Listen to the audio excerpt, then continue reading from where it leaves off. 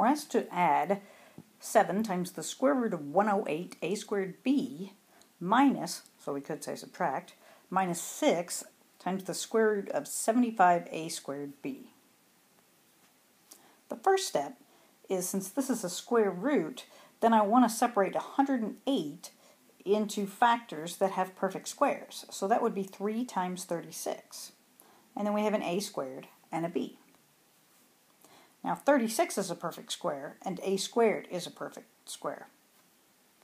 So I'll do the same thing with the second radical. 75 is going to be 3 times 25, and then I left the a squared and the b. And then 25 and a squared are both perfect squares. So I can take individually all of these square roots across multiplication, but I don't want to write the whole thing again, so I'm just going to take the square roots of the yellow circled ones. So we have our 7 on the outside. The square root of 36 is 6, so 6 now came out.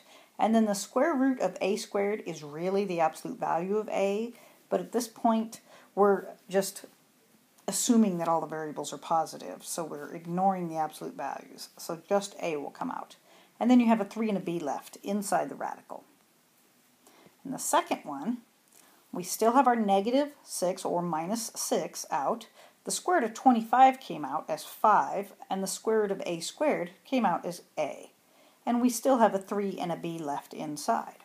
So simplifying each of those, we have 42a times the square root of 3b minus 30a times the square root of 3b.